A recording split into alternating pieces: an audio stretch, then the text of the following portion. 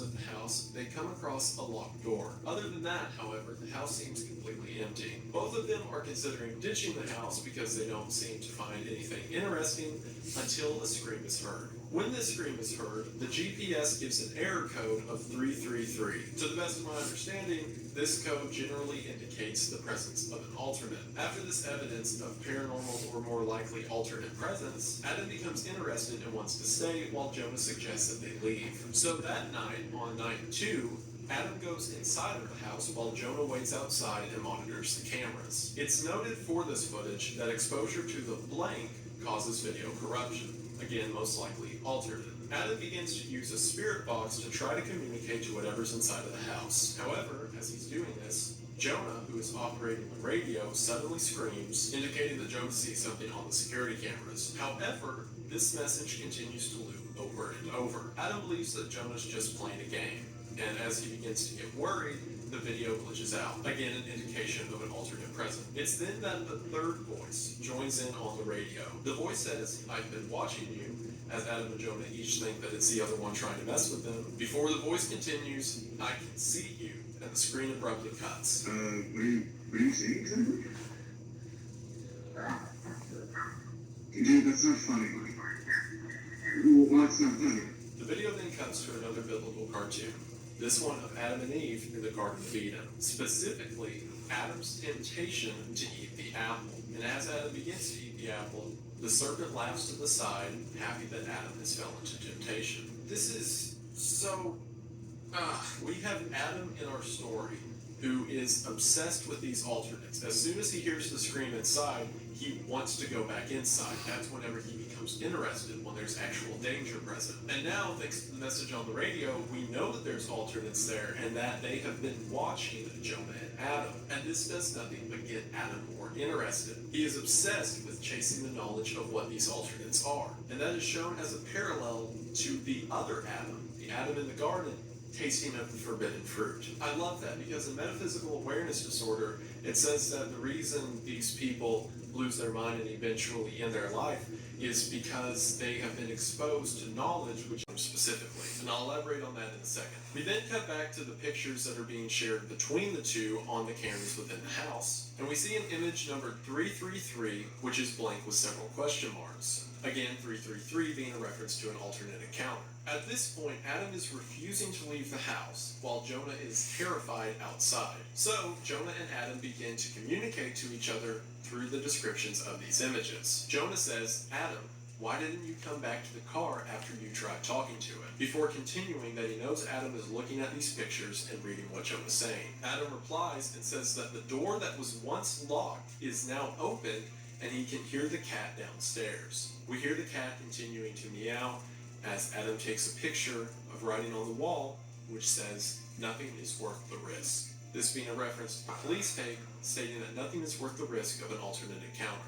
The two then confront each other, and Ty and Gabriel killed the voice acting on this. I'll leave their Twitters in the description as well. Everyone gets description links to this video, but the argument they have is brutal and they each act like it. Adam is almost snarky, nearly mocking Jonah for being afraid of the situation. But we then see that there were 2 sets of fingerprints within Mark's room. One of those is Mark, which makes sense, but the other one is of this person, whose fingerprints were only found on the doorknob. Is this the alternate that eventually took Mark's place? I would say it's Caesar because he's wearing a bow tie as we saw in the image of Caesar from Volume 1, or more specifically Caesar's alternate. But it doesn't quite look like it. I think, given that it looks more like Mark as well as the shading over the face, that this is Mark's alternate, which after Mark died, then took Mark's place and simply grabbed the doorknob and walked out of the room. We then see the evidence files of things with Mark's fingerprints, such as the gun and camcorder that Mark used. One of the tapes from the camcorder is called Shadows Under the Door.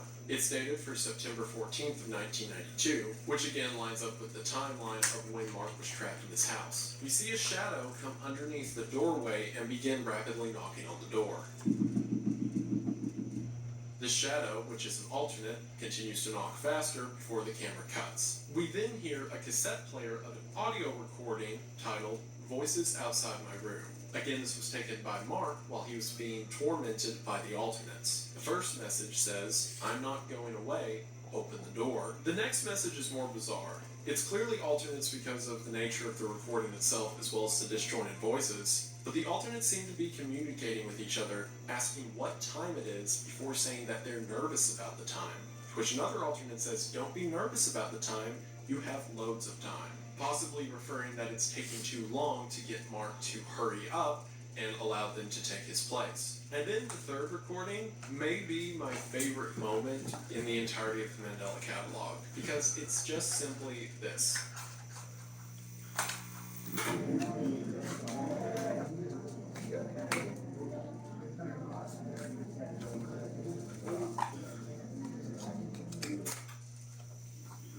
There are so many different ways you can make this. My initial interpretation is the idea that Mark is inside of his room, and he has no concept other than horror of whatever this thing is that keeps trying to either get him to come out or to end it all. And then they start having weird conversations about the time, and it's like they don't know how to use human voices correctly, and then just a legion, a giant crowd of people. It sounds like a huge gala or party. It's either all of the voices that they've taken from their previous victims, or this is just conversations between the legions of hell. Because if these alternates can appear wherever they want and communicate with each other, and once they have a way in, you have access to whatever they're doing, it could be thousands and thousands of them.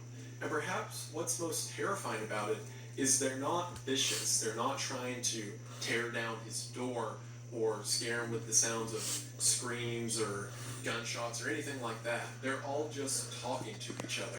Actively seek it out. This has to be in reference to mad. Again, this disorder that makes people become depressed and lose themselves to the alternate, which is described as a face that in the real world is often associated with a spacey sort of childhood traumatic memory that has to do with creepy faces that follow you into your dreams. And then see from the Stanley video, they don't have to.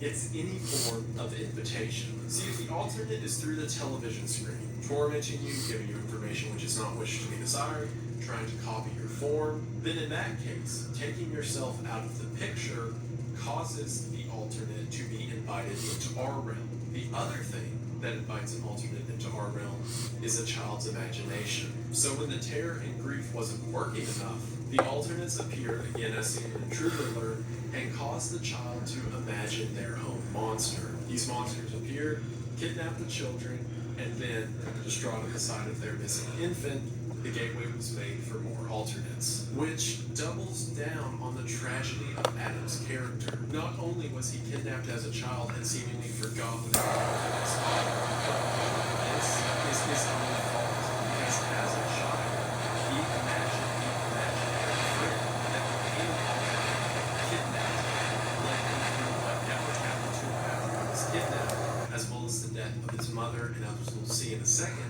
his father as well. All of Adam's troubles began with Adam because he's the one who, even if he was just a child that didn't know what he was doing, invited the alternate into our world. This is also a super terrifying concept, because now not only do alternates have to look like a distorted version of you, they look like whatever distorted thing a child dreams up in their imagination. And as we see, Adam's invited alternate quickly gets to work.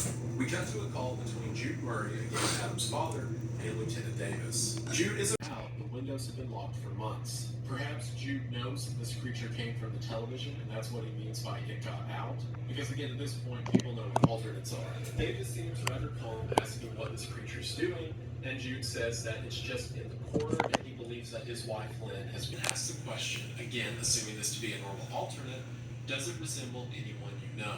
So whenever Jude replies, it doesn't look like anyone I've ever seen, Davis freaks out. This is understandable, right? Because this is whenever they start to figure out, just like we are right now, that children can unknowingly invite alternates into our reality. So while Davis is just assuming this is a normal alternate encounter with a doppelganger, or wannabe doppelganger, and as we